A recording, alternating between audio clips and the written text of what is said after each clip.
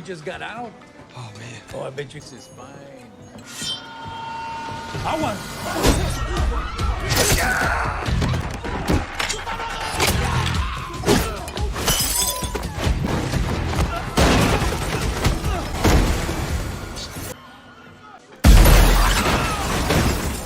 Yo, get in. Polisi ini bernama Spencer. Saat itu, dia pergi menuju ke rumah komandannya untuk melakukan protes. Komandannya itu diketahui telah sengaja menutup kasus pembunuhan yang sedang dia selidiki. Di momen itu, mereka menyalahkan satu sama lain. Tapi saat itu, Spencer tidak sengaja melihat istri sang komandan yang wajahnya terlihat babak belur. Spencer yang merupakan polisi jujur, dia tidak mungkin diam saja ketika melihat korban KDRT. Akhirnya, dia memutuskan untuk menghajar atasannya. Yes, Your Honor. Understanding that you are pleading guilty to the charge of disturbing. As a Boston police officer. So it Gara-gara kejadian itu, Spencer akhirnya dipecat dari kepolisian dan harus menjalani hukuman penjara selama 5 tahun. Di dalam penjara, dia disatukan dengan para penjahat kelas atas yang sangat brutal. Akan tetapi, Spencer memilih untuk menghindari mereka agar bisa keluar tepat waktu. Sialnya, sebelum pergi dari penjara itu, ada beberapa napi mendatanginya, dan salah satu dari mereka adalah pria yang bernama Squib. Selain itu, mereka juga mengancamnya agar pergi dari kota Boston dan jangan pernah kembali lagi. Mendengar itu, Spencer merasa tidak terima dengan perlakuan mereka, hingga akhirnya dia menghajar mereka semua.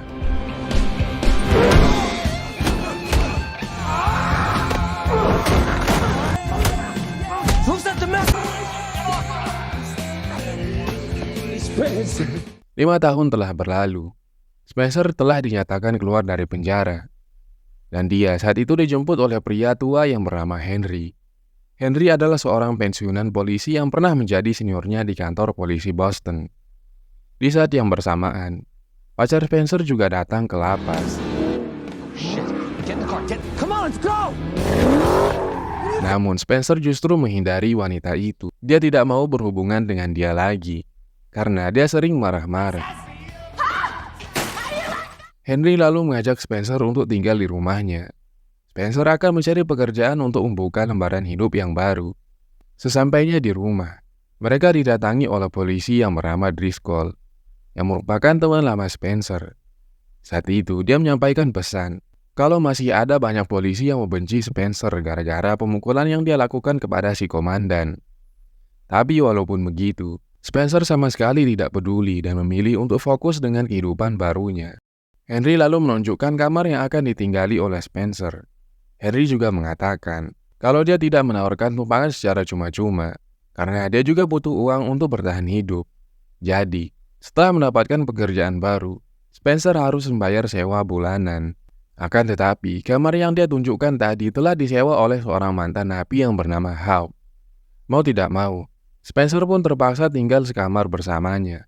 This is Spencer. Spencer, this is Hawk. I'd like you two to get to know each other. Malam harinya, komandan yang pernah diajar oleh Spencer, dia sedang berada di perjalanan sambil berbincang dengan rekan bisnisnya melalui telepon. Rekan bisnis mengajaknya bertemu di terminal bus. Namun, sesampainya di lokasi, tiba-tiba ada sekelompok misterius yang mendekatinya sambil membawa senjata tajam. Mereka lalu mengeroyok komandan sampai dia tewas.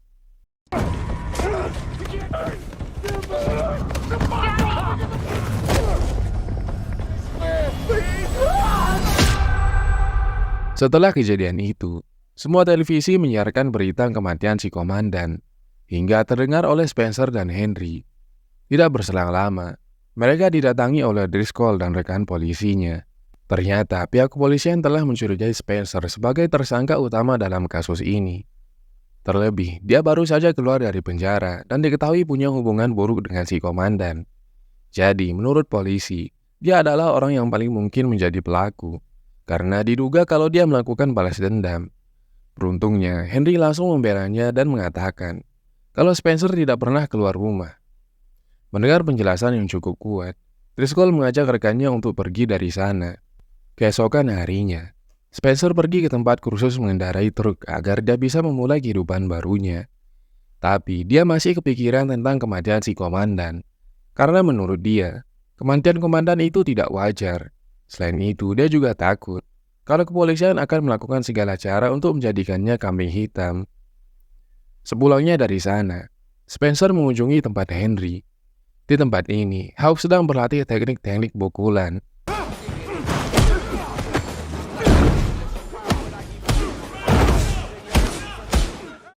Setelah melihat perkembangannya, Henry pun meminta Spencer untuk melatih Hawk agar bisa menjadi petarung yang lebih kuat. Karena merasa hutang budi, dia langsung menerima permintaan tersebut dengan senang hati. Saat sedang latihan, pacar Spencer tiba-tiba datang. Pacarnya itu marah, gara-gara Spencer tidak pernah menghubunginya lagi. Padahal dia berniat memperbaiki hubungan. Namun, Spencer sudah tidak peduli lagi dengannya dan ingin menghindari hubungan dengannya. Di waktu yang sama, ada seorang wanita yang sedang berangkat kerja. Tapi saat ingin masuk ke kantor, dia berhenti sejenak karena melihat mobil suaminya. Dia pun terlihat bingung kenapa suaminya berada di tempat itu. Sampai dia mengecek keadaan. Ternyata suaminya sudah tidak bernyawa. Tidak lama setelah itu, stasiun televisi menyiarkan berita kematiannya. Di sini juga terungkap kalau suami dari wanita tadi adalah mantan rekan Spencer yang bernama Terence. Anehnya, polisi menyimpulkan kalau Terence tewas karena memang sudah takdirnya. Dan anehnya, mereka juga mengatakan kalau dia adalah pembunuh si komandan. Dengan begini, maka kasus pembunuhan komandan resmi ditutup karena pelakunya telah tewas. Mendengar berita itu, Spencer merasa ada yang tidak beres karena dia sangat mengenal sosok Terence yang menurutnya sangat jujur. Untuk mencari tahu lebih dalam, dia akhirnya menemui istri Terence untuk menggali informasi terkait kematian suaminya. Istrinya itu lalu menjelaskan kalau dia menduga suaminya dijebak karena terlalu jujur. Gara-gara kejujurannya itu, banyak polisi tidak menyukainya. Bahkan setelah kematian Terence, mereka sengaja memperburuk citra sang suami.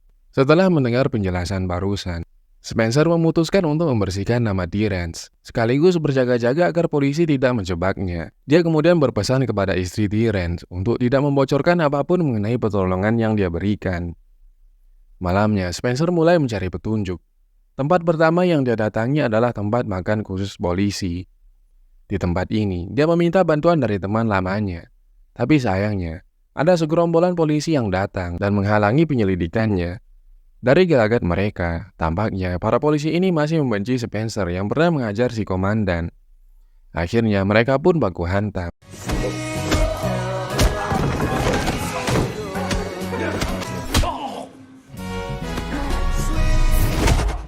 Karena kalah jumlah, Spencer kalah. Saat akan kembali ke rumah Henry, dia melihat CCTV yang ada di depan supermarket. Tanpa basa-basi, dia pun segera meminjam rekaman CCTV itu. I need this hard drive. Selanjutnya, dia meminta bantuan dari Hawk yang ternyata cukup paham tentang teknologi. Mereka berdua lalu membedah rekamannya dengan sangat teliti. Ternyata rekaman itu memperlihatkan sebuah kejadian sebelum kematian Terence. Pada malam itu, dia pergi bersama seseorang yang mencurigakan. Kemudian, ada beberapa penjahat yang mencuri mobil Terence, lalu menggunakannya untuk menabrak si komandan. Setelah melihat rekamannya, Spencer menyimpulkan kalau pembunuhan ini sudah direncanakan oleh seseorang. Meskipun telah mendapatkan petunjuk, dia masih belum puas. Karena menurutnya, bukti dari CCTV ini tidak cukup untuk menemukan pelakunya. Dia lalu mendatangi terminal bus tempat lokasi pembunuhan si komandan.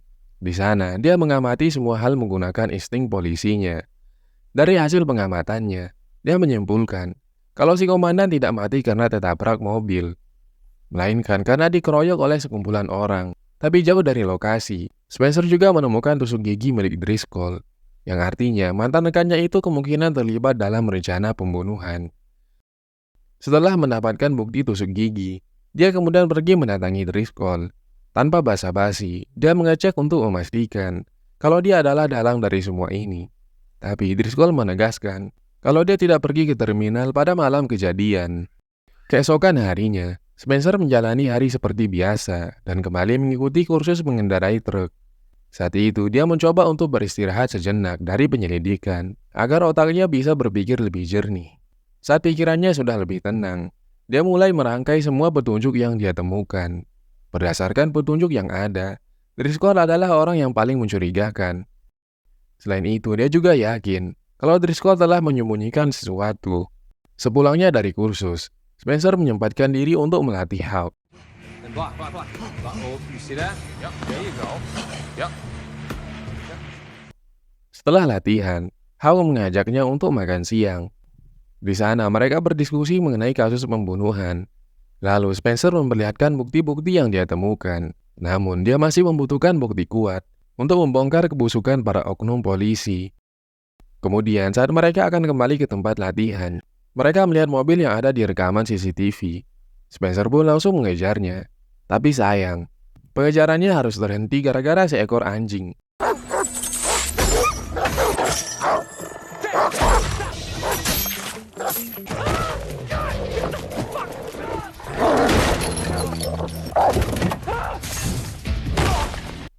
Setelah kehilangan jejak mobil yang dia cari, akhirnya Spencer memutuskan untuk kembali ke tempat lain. Beruntung Hawk sempat melihat plat nomor mobil tadi, yang bisa digunakan untuk melacak keberadaannya. Tanpa berlama-lama, Spencer langsung mengunjungi kantor pajak. Di sana, dia meminta bantuan kepada temannya untuk melacak nomor plat yang dia berikan. As you can see, this is the documentation you're gonna need. Thank you. You're welcome. Don't come back. Dengan cepat, mereka akhirnya menemukan informasi tentang mobil tersebut. Singkat cerita, Spencer mengajak Hawk dan Henry untuk pergi ke lokasi mobilnya. Ternyata, pemilik mobil itu adalah seorang mafia Irlandia yang pernah berurusan dengan Spencer. Setelah melihat sosok si mafia, Spencer teringat dengan masa lalunya saat dia masih bertugas sebagai polisi. Waktu itu, dia pernah berpatroli di dekat rumah seorang aktivis lingkungan. Sebagai aktivis, dia selalu berjuang demi masyarakat. Hingga pada suatu hari, dia menggugat para pengusaha besar yang membangun gedung di sembarangan tempat, yang akhirnya merugikan para warga. Oleh karena itu, para pengusaha ini kesal dan menyewa pembunuh bayaran kepada mafia Irlandia untuk mengancam sang aktivis. Sejak ancaman itu, aktivis itu terus diteror. Bahkan, pembunuh bayaran itu sempat membunuh kucing kesayangan si aktivis. Melihat ada hal yang tidak beres, dia pun menghubungi polisi untuk meminta pertolongan. Dan kebetulan, Spencer adalah polisi yang menangani kasusnya. Tapi beberapa hari setelah itu, si aktivis tewas dibunuh dengan sangat kejam. Dari kejadian itu, Spencer bersumpah akan menyelesaikan kasus itu. Namun, si komandan malah mengabaikannya dan menutup kasus itu tanpa memberitahunya. Keesokan harinya, seorang reporter menelpon Spencer dan menunjukkan sebuah rekaman video mengenai pembunuhan sang aktivis. Ternyata, para polisi bekerja sama dengan pengusaha, kemudian menyewa pembunuh bayaran untuk menghabisi aktivis tersebut, agar bisnis mereka bisa berjalan dengan lancar. Mendengar cerita dari Spencer, Hawk pun merasa sangat tersentuh dan memutuskan untuk membantunya sampai kasus ini selesai. Dia juga sangat kesal ketika mengetahui kalau si pembunuh bayaran tega membunuh kucing yang tidak berdosa. Karena emosinya sedang tidak stabil, Hawk pun mendatangi mobil milik si mafia, kemudian mencoret-coretnya dengan gambar kucing.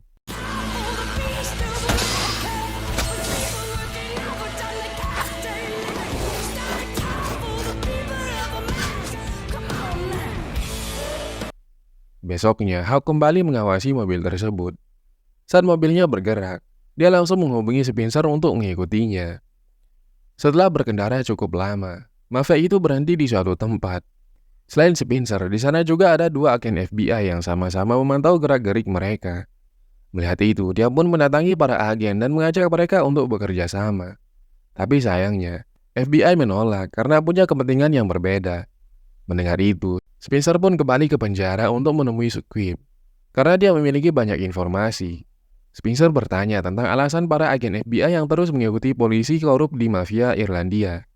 Spencer bertanya tentang alasan para agen FBI yang terus mengikuti polisi korup dan mafia Irlandia. Bukannya menjawab, Squib malah mengatakan kalau dia sama sekali tidak mau membantunya. Mendengar kata-kata barusan, Spencer lalu mengancam Squib dengan memperlihatkan bukti bahwa istrinya telah berselingkuh. Melihat itu, akhirnya Squib mau mengatakan sesuatu. What happened to Boylan? You're fucking dead. Setelah mendapatkan informasi, dia pergi mendatangi jurnalis yang dia kenal. Dia menanyakan tentang maksud dari kata Wonderland. Jurnalis ini kemudian menjelaskan dengan panjang lebar. Kata Wonderland adalah sebuah lokasi yang rencananya akan digunakan untuk membangun tempat perjudian dan bisnis haram lainnya. Untuk mewujudkannya, para mafia menyogok polisi untuk melancarkan usaha mereka. Tapi tentunya, kejahatan mereka tidak mudah untuk dibongkar. Dari penjelasan barusan, Spencer pun pergi ke daerah yang dimaksud. Sesampainya di sana, dia langsung melihat area sekitar, dan ternyata dia pernah mengunjungi tempat itu. Saat masih kecil, kakeknya sering mengajaknya ke sana untuk melihat balapan anjing. Saat penyelidikannya belum selesai, dia tiba-tiba diusir oleh preman yang ada di sana.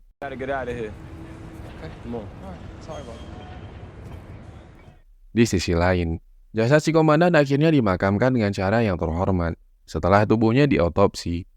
Sementara itu, jasad Tyrant justru tidak mendapatkan perlakuan yang sama. Selesai pemakaman, Driscoll mengajak rekannya untuk bicara empat mata. Dia lalu memberitahu kalau Spencer sudah mengetahui semuanya. Mereka lalu berencana untuk menghabisi Spencer.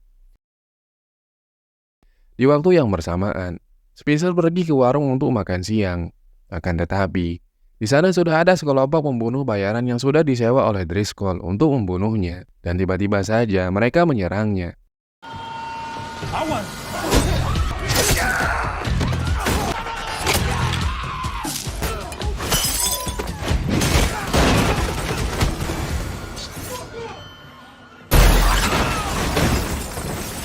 Yo, get in. Beruntungnya, Spencer bisa mengalahkan mereka semua sebelum ada serangan susulan. Dia memutuskan untuk membawa Hawk dan Henry ke rumah pacarnya. Dengan terpaksa, Spencer memohon kepada wanita cerewet itu agar bisa bersembunyi di sana untuk sementara waktu. Karena si pacar masih sayang, akhirnya mereka pun diperbolehkan tinggal di rumahnya. Di sisi lain, istri Tyrant terkejut dengan kondisi rumahnya yang berantakan. Tanpa pikir panjang, dia langsung menelpon Spencer untuk datang ke sana. Karena sudah bisa dipastikan kalau tempatnya diacak-acak oleh para pembunuh bayaran.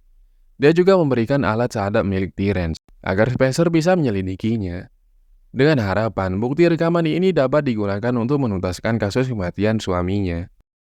Di tengah perjalanan, Spencer dan Hawk mendengarkan rekaman itu yang berisi percakapan antara Tyrant dan si komandan. Rupanya, dia sengaja mendekati komandan agar bisa mengungkap semua kebusukan yang dilakukan oleh para polisi korup. Komandan mengakui kejahatannya itu dan mengaku telah bekerja sama dengan mafia dan FBI demi melancarkan proyek bisnis haramnya. Di sisi lain, Driscoll merasa kesal kepada si komandan yang telah membocorkan kejahatannya. Dia akhirnya menyewa pembunuh bayaran untuk menghabisi Tyrant dan si komandan. Setelah mengetahui faktanya, Spencer bergegas pergi ke rumah Driscoll. Di sana, dia memujuk Driscoll untuk mengakui kesalahannya. Namun, Driscoll marah dan menyuruhnya untuk tidak ikut campur. Kalau Spencer tetap ngotot, maka dia akan menerornya dengan sangat mengerikan. Tidak mau buru-buru, Spencer memilih untuk pergi menemui agen FBI. Tapi sayangnya, pihak FBI tidak mau bekerja sama dengannya. Karena jika kejahatan para polisi terbongkar, maka mereka juga akan kena imbasnya. Mau tidak mau, Spencer harus menyelesaikan kasus ini sendirian. Dia lalu mengumpulkan semua informasi penting berdasarkan rekaman yang dia miliki. Setelah itu, dia mendatangi mafia Irlandia dan memaksanya untuk memberikan bukti kejahatan para polisi. Refrigeration van coming from New Hampshire. Setelah mendapatkan apa yang dia inginkan, Spencer bekerja sama dengan Hawk untuk memberhentikan para polisi.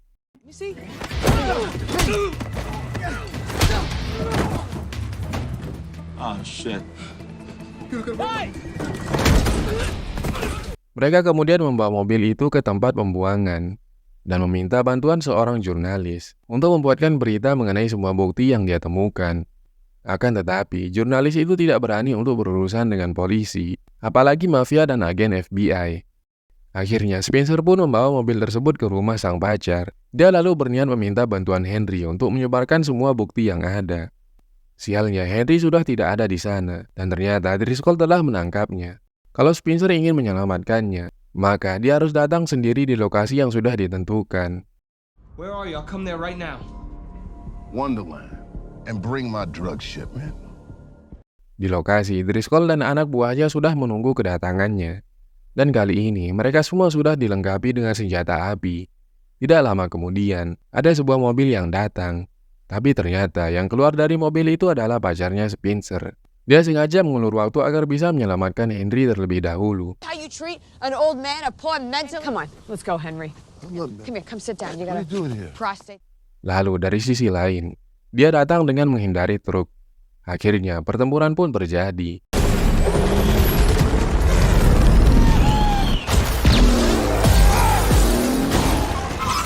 Spencer menyuruh Hawk untuk melawan anak buah Driscoll, dan dia akan pergi mengejar Driscoll. Tapi sayangnya, dia harus berhadapan dengan para pembunuh yang mengepungnya dari segala penjuru. That's how you throw a fucking punch!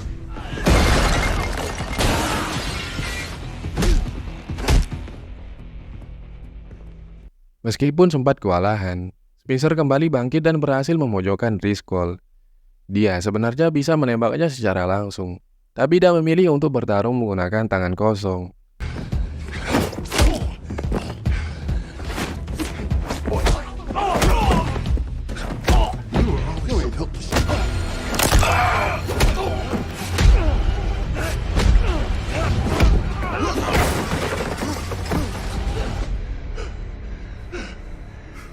Sampai akhirnya, Spencer berhasil mengalahkan Driscoll dan membereskan semua anak buahnya yang ada di sana. Dia lalu mengumpulkan semua bukti di lokasi kejadian, serta memanggil pihak berwajib yang bisa dipercaya. Selain itu, dia juga membuat siaran langsung menggunakan handphonenya untuk memviralkan kejahatan para oknum polisi korup. Dengan begitu, mereka tidak bisa menutupi kejahatannya lagi. Di akhir film, nama Tyrese dan Spencer kembali bersih.